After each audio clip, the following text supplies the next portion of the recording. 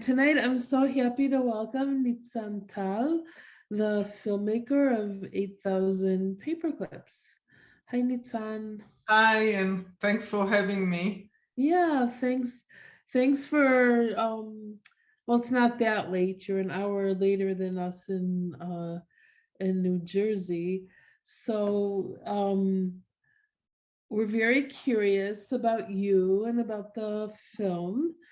So can you share a little bit about, your bio and um, who you are and um, so we can get to know you a Um, little? okay. I grew up in Israel in a kibbutz. Um, my parents and brother are still in the kibbutz. Um, I studied veterinary medicine in Israel. I always enjoyed photography as a hobby. My grandfather was an avid photographer, so he gave me my first camera and a dark room. But at the time, I didn't think of photography as a profession. I don't think that in the kibbutz I knew any professional photographers. Medicine, my stepfather is a physician, so I was very much interested in medicine, but I didn't see myself as a human physician, so I went for veterinary medicine and I enjoyed very much. And then we moved to New Jersey. My husband had a job and we relocated to New Jersey. And at some point, while working as a veterinarian, I started taking classes in Manhattan, in the International Photography Center and other places. And then I got into photography again, and then I continued from there. So I really enjoyed documentary photography, and I was able to take some time off work and volunteer as a photographer for non-profit organizations in South America. I was in Ecuador and Guatemala. Actually, the organization in Ecuador was the one that introduced me to the issue of refugees, because that's an organization that works with refugees. And then one organization asked me if I can also do video, and I was like, well, I don't know. I think there's a video button on my still camera, but I'm not really sure how to operate it like properly, other than press the button, obviously. So I decided to take classes in video and video editing, and I kind of liked it. I made my first film, a short film called It Takes Balls, through during one of those classes. And the end of the class, my teacher said that I should submit it to film festival. Then I was like, no, you and yeah, sure. And it got into a couple of festivals, and I got hooked. So since There then, was a I'm still doing a little bit of veterinary medicine once a week, and I still do still photography, and I'm still working on movies. Okay. Do you have pets at home? I have two cats. Yeah, I just threw her out so she won't jump on the computer when I'm talking. But yeah, I have two cats. Oh, okay. So I forgot to mention to the people joining us for this conversation, if you have questions, just put it in the chat and they'll be relayed to us. And I know Nitzan will be happy to, answer your questions too. So how do you end up making 8,000? So you have this one short, and then your next film is 8,000 Paperclips. So there was one in the middle. So I made a film for an organization in Philadelphia that works with inner city school children on writing programs. And it was November 2015, 6 years ago, exactly 6 years ago. And I was just finishing the work on that other film. And I got a text from somebody I know around here, and she said, someone is looking for a videographer for a project in Uganda. Are you interested? And I was like, of course, I've never been to Africa. Sounds interesting. Yeah, let me hear more. And the next day I spoke on the phone with Raphael. He was in Israel. And he told me about the project and that he was doing with the refugee children. And to be honest, I wasn't very clear about what he was doing with them and why, and what was he planning to continue with. But he sent me a link to a TV program about the deported children. And that was, I was blown off by just the story. And I mean, 5 minutes into the film, I went to look for the tissue box because seriously, I mean, I was sobbing. And I knew that I have to go and meet those children, even though, I mean, seriously, I wasn't really clear about what Raphael exactly was doing. By the time I realized that there's no budget and Raphael is actually hoping that I can pay my way, and I was just hooked on the story, and I knew I was gonna go. And it was we really rushed into it because the children were going on vacation in December and he wanted to be there for Hanukkah. That was, so I joined at the stage of the visit to the Jewish community in Namatumba. The first part of building the sculpture, that was another cinematographer. I wasn't involved at this point. So I went and we spent 10 days there, and it was a very, very intense 10 days. Some difficulties. Raphael is not an easy person to get along with. He has very clear ideas of what he's planning to do, and my limitations as a videographer. Okay, wait a second, do you mind if I just set up my equipment? Or, he doesn't always wait. But overall it was a very, very interesting week. And we kept in touch. And then a few months later, when he was invited to show the project in San Diego at the museum, he asked me if we can edit a short film to accompany the sculpture. And we did. I did it with my editor, Liki Tapuach. And it was a 26-minute short. It's on my website.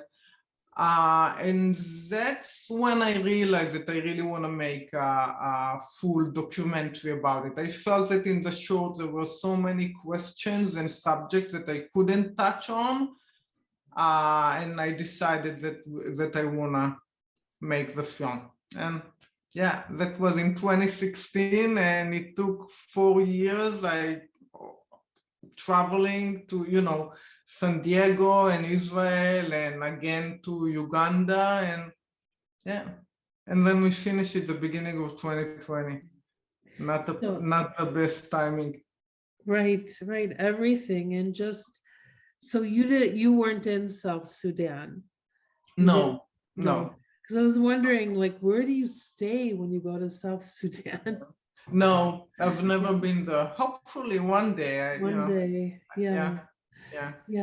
So how do you fund a project like this? Like the film, first of all, the travel, and then the film. Where did the funding come from? And it's, in this case, it's just me. It's self-funding.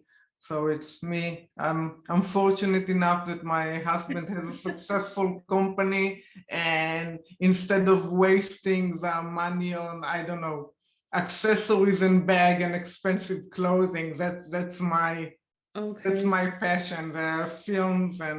And then I also make everything very low budget. So I traveled by myself, which makes it obviously harder. That's part of the difficulty. No sound person or assistant to set up your stuff. I carry everything by myself, or I had the teenagers were helping me obviously and carrying my things, and but you do everything by yourself. It's a low budget film, and the cinematographer that did the original material, the first visit, allowed us to use his material at no charge. So you find ways, and you find people are willing to help. Right. This whole story is based on people who are willing, to help, because there's like no, you know, there was nothing, there was no organization, there's still not, a huge movement. Yeah. So we have a few questions here. So someone is asking, are you still in touch with Raphael, with the artist? Of course, yeah, yeah. Me and Raphael are in touch all the time. We through WhatsApp. Sometimes, once in a while, we talk on the phone. Usually, long conversations. Yes, we're actually working on another project together now. So Oh, we talk. Yeah. yeah. So I thought, so did you film the part where he just talks about his depression, and Yeah. that was that what you filmed? I felt that was a very intimate, uh like I wasn't sure how, like maybe it was about him, but like what do you think that added to the film? Mm. Because I was curious about him anyways, so because he was the artist and the project and everything, but can you why did you decide to include that in Yes. the film? The reason I wanted to include it because I thought it was really important to tell how he got to art and how he came up with a thought. I mean, not that he's the first person who thought of art as a healing mechanism, but I wanted to show that that's something, it's not something that he just read about in some article and was like, oh, that's what I want to do. But it's something that came there very deep from inside him and from his experience. And I thought that that was a significant piece of information to add to the story, to his story. And it's actually, if you're asking about, like those decision making. So it's definitely a lot in documentary. That's a lot of things that go into this consideration. I mean, this is what the documentary filmmaking is deciding what goes in, what doesn't, where to place it. Do you put it chronologically at the beginning, but then people don't know who he is yet. People don't care about him yet. So you have to wait until maybe you know him, and then people think that they understand, but then you give them this little bit of other information, and they're like, you thought you know, but you don't, Right, or you didn't, or exactly. here's, so we're trying to play Exactly. with it, obviously. Yeah.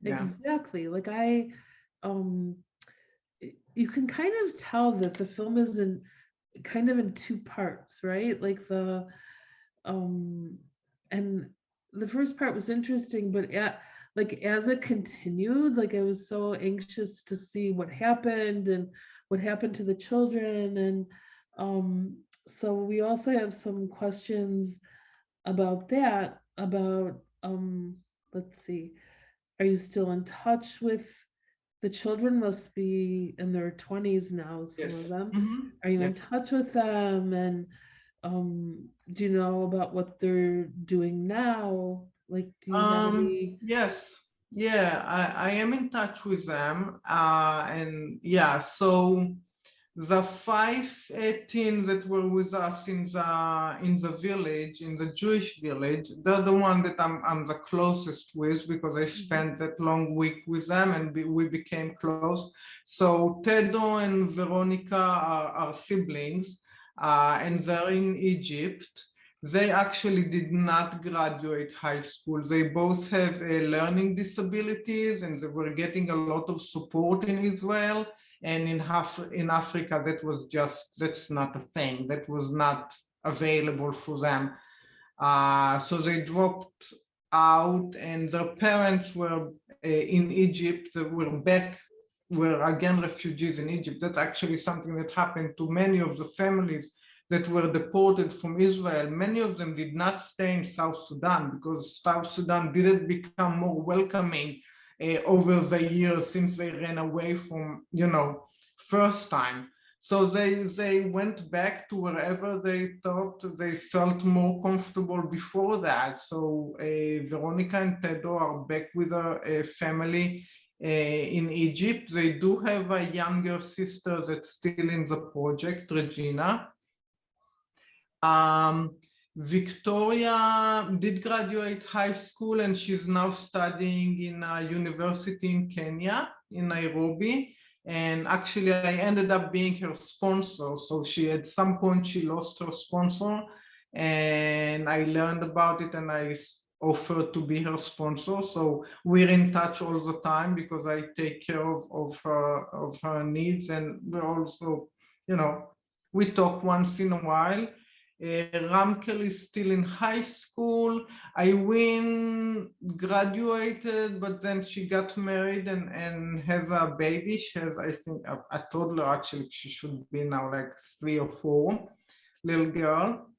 Some of the other ones, Christina and Deng, actually went back to study in Israel as foreign students on a foreign visa, which is much more expensive. And the reason they were able to do it is because they have their sponsors in Israel had the means to pay for that. So they went back to study in Israel, but they didn't get a refugee status or any citizenship or anything like that, just like foreign students. Right. Actually, that was one of the questions that just popped up now. Have any of the children considered going back to Israel, or like how did that happen? Like, was it difficult to get the visa, or like I don't think so. I think once they were accepted to that, I wasn't involved in that, but I think once they were accepted to an international school and they were able to get it, the studies are expensive. So that's yes, 3 or 4 of them are at least went for high school. I think they graduated high school last year. I know Christina stayed in Israel going to university. Tumbush, that's a girl that's on the poster behind me. She's in the Netherlands, I believe, or something like that. Yeah. The Come True has a very nice Facebook page. So if anybody's interested to learn more about the organization, it's on Facebook. It's Come True, and that's where I learn of some of the developments also. Yeah.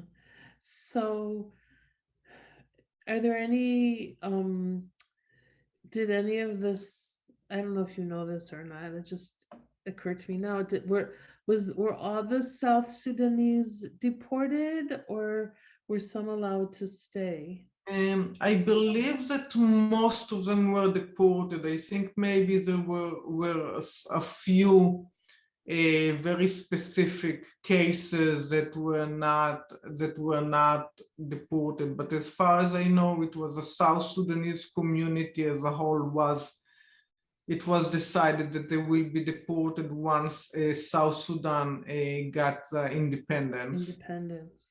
Yeah. Yeah. Didn't last very long though, did it? No. Yeah. Yeah. So I know one of the things in the film, it seemed kind of as as sad as it was that they were, um, asked to leave what was their only home. I think Raphael says in the film that he thinks that one of these children one day will be the president of South Sudan.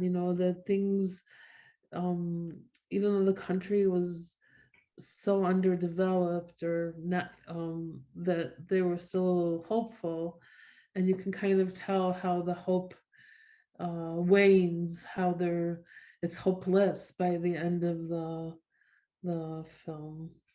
Yeah.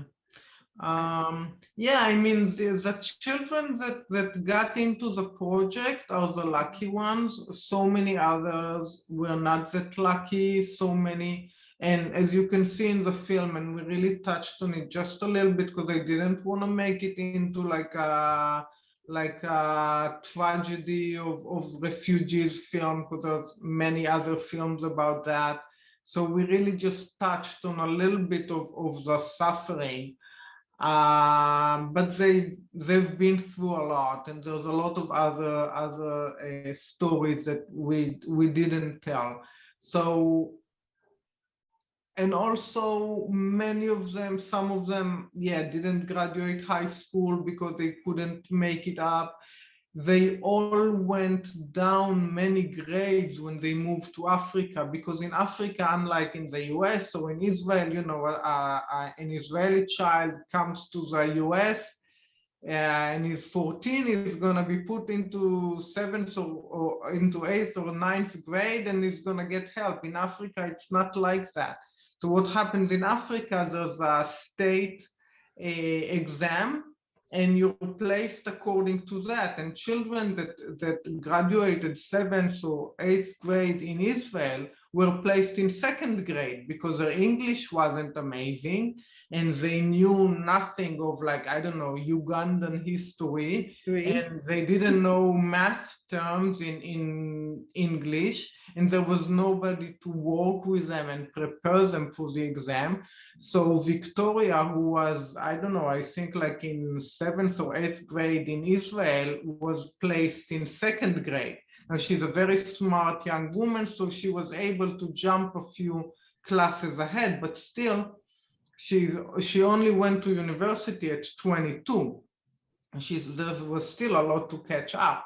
So and they haven't, all those children were, or most of them were not able to stay with their families. They were all separated from their families, and they see them very, very rarely. I mean, sometimes every other year, because traveling is costly. So I don't think so. If they stayed in Israel, they could have lived with their families. Their families would have been safe. Yeah, well, I was reading about that, about the court decision for the deportation. I feel like, or somebody said, it's not, there's, there's a lot of sides to the story, and somewhere in the middle there's a truth. Um, and I'm not sure why the courts felt it was the right thing to do. It was 1,000 people or something. It wasn't, Yeah.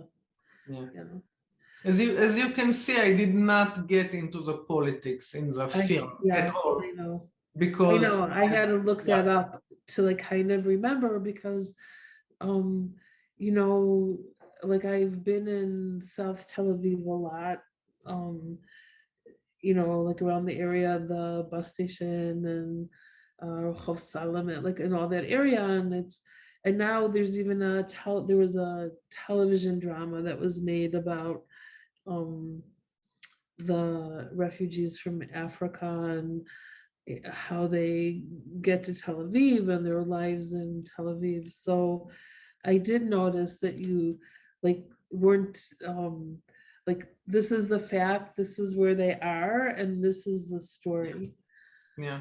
So is there going to be a follow-up film, do you think? Um, I don't know. Yeah. I don't know.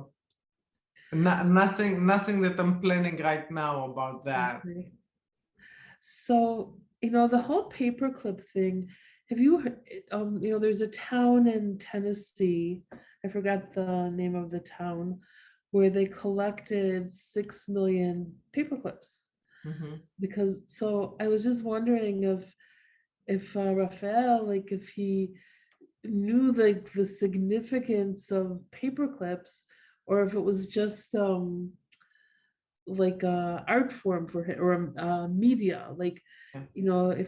if there was any bigger meaning to the paperclip. So I asked him that, and he said that he did not. I wasn't familiar with the 6 million Yeah. paperclip project before I started working on that project, and then somebody brought it to my attention. And the same thing with Raphael. He wasn't aware of it Oh, before, and only after someone, of course, somebody will be like, "Oh, that reminds me of." So yeah, he right. wasn't aware of it before. He says, but yeah. Yeah, because when I first saw the title of the film, I said, "Oh, I think we might go there this summer to the museum." Yeah. Yeah. So, what should people take away from the film? Like, what's the message that you really want people?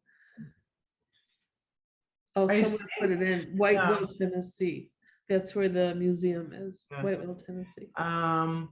I think my main takeaway from this whole project and my involvement is the importance of connections, and that's also why I called the film 8,000 Paperclips, because I felt that the connection is the most important thing. So I mean, the connection of the children, first of all, and their families to their friends in Israel is what saved their lives. I mean, Right. it's in the film a little bit how Leah got involved with that because her son was best friends with one of the deported refugees.